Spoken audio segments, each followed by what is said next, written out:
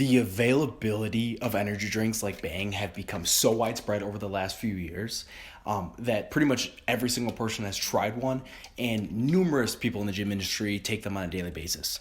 Now, looking into the company, there's a lot of things that stand out to me as potential red flags for consumers who want to benefit from performance enhancing aspect of energy drinks that need to know about what's inside Bang. And so for me personally, who's been drinking them for like the last 5 years, 3 a day some days, I figured, who better to cover it than myself? So let's crack one open and get right into the ingredient list and determining whether it's an actual solid performance enhancer, not a drug, performance enhancing drug, but an actual usable pre-workout drink that can get you serious gains at the gym, or whether it's just a fluke that's kind of powered by marketing and we don't really need it in our diets to be optimal.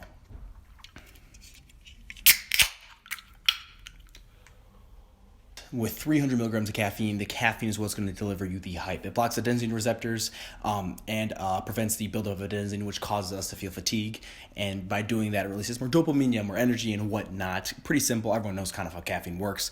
300 milligrams, 100 below the 400 top recommended by the FDA. So on the high end, it is very easy to overdo it with Bang. And a lot of people who are kind of sensitive might, want to stay away from it just because 300 milligrams is a lot, especially for the first time. And then for the other supplements that are inside there, they talk about their Ultra Coenzyme Q10 being like super beneficial for everyone.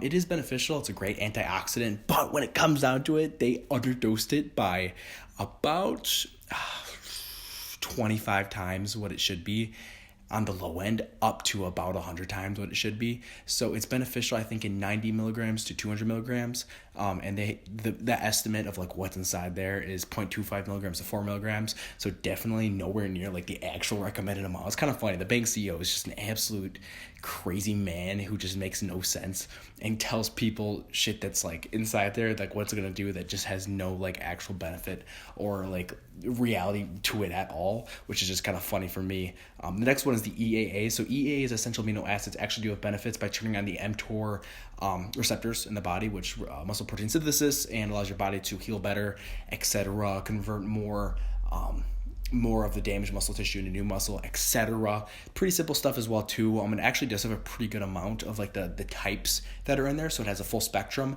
Granted, I could not find the amounts of the essential amino acids that are in there, so it could be under, could be, I'm guessing based off of the other ones that it's going to be under, which is unfortunate, under what we need it to be inside. So I don't quite know the efficacy behind that, but they do have essential amino acids in there, which is better than the BCAAs they used to do. They rebranded and like redid everything. So it used to be branched chain amino acids. Now it's EAAs, because EAAs are a lot more beneficial than branched chain amino acids. Branched chain amino acids are only really good for people who have don't have meat in their diet. EAAs can be used for everyone. And I actually use an EAA supplement to recover a little bit better and have a little bit more energy in the gym. So that's kind of the EAA side of it all. So there's also creatine in here. There's super creatine. That's trademarked by Bang. I think they just tweaked around the formula to say it's more beneficial. Quite honestly, it's not. Like, genuinely speaking, the same creatine, 5 milligrams of creatine from one source versus 5 grams of creatine from another company, it's going to be the exact same thing. There might be some very small marginal benefits from like dicreatine malate compared to like the regular creatine, but it's so marginal that it has no benefit or true like actual increase in performance, unfortunately. And the amounts that like are actually in here, I remember them being, I think it was like 10 to 30 times below the 5 grams a day. So it's already significantly under the 5 grams. Even though it's like a new creatine that could be better, you need to drink like I think 10 to 40 of these to actually have any benefits at all, which is kind of disgusting that they just label it as like super creatine and saying that's actually going to make you strong and like work well. Kind of a joke that they talk about like that being an actual reason why you should use the product. Kind of makes me mad. Nice thing about Bang is that there's actually like 0 calories inside of it. And the carbonation tastes kind of good. I'm pretty sure they use a sucralose blend inside of it, which there are some things that like sucralose could be super bad for us. I'm starting to go towards that way to where it might not be beneficial for me to keep using sucralose as an artificial sweetener in terms of like the long-term ramifications of cancer and just like kind of destroying your liver and like your brain kind of like perceiving it, using. It's really weird. It's kind of hard to put into words, but long-term wise, I'm starting to move away from like artificial sweeteners and whatnot, but they do taste pretty good. Like the Bangs aren't actually that bad, and it's nice that they're carbonated. So you could just kind of get that like nice refreshing taste that like a lot of sodas bring to Bang. They taste pretty good, but when it comes to like what they're going to do inside you and like the performance enhancing aspects of it, it's not really worth it in my opinion at all. And I kind of tell people to like go away from it as well too.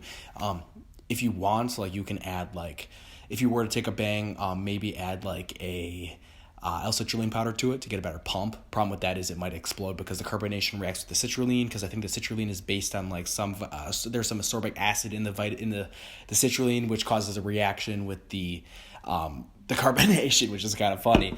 But that's just kind of I've done it before. I think if it's like relatively flat and you mix it, it's not too big of a deal. Or if like you just pour it separately and whatnot, it's not a huge deal. But that's so you can get the good pump and the good energy, because it is pretty well dosed when it comes to caffeine, which is what we're looking for a lot of the times. They do have a vitamin B complex in here, to my knowledge, or at least they used to have. I remember like they had vitamin. I guess not even anymore. They do have some vitamins. They have some vitamin C at 30%. They have some vitamin B6 at 30%, and vitamin B12 at 60%. I'm pretty sure vitamin B6 and B12 reduce the time it takes, the refractory period for men, that is due to, I can't even remember the name that it's of what it happens. Same thing that causes men to put on weight when their wives get pregnant, and a lower testosterone. But theoretically, I mean, if you took vitamin B, it's either B6 or B12, you might have a lower refractory period in higher amounts. Granted, I'm not recommending anyone to do that just because it's not really worth it in my opinion. Aside from that, there's zero calories. I think there's some sodium in here, like most things do. 40 milligrams of sodium, which is 2% your daily amount. Salt actually is Himalayan salt and salt are actually pretty beneficial for our bodies and like the pump, and our bodies need salt to like function optimally. So salt is actually like a good, actually not a bad like performance enhancing option, but it's nowhere near amounts that we'd want to see it at, and just kind of like it's not really worth it in my opinion to use it for the salt at all. Yeah, don't drink more than one a day. It's really easy to get super addicted to caffeine, as you guys can tell by myself and like me, how I've gotten over the last few years. So to take it day by day, use it for the days that you need to be motivated, but don't use it for the days that you don't need that extra energy burst, because working out should be inherently motivating and should inherently give you energy and should be exciting without the added caffeine use from the Bang. So that's just sort of my opinion. I hope everyone has a great day. I'll talk to you guys later. See you later. Peace.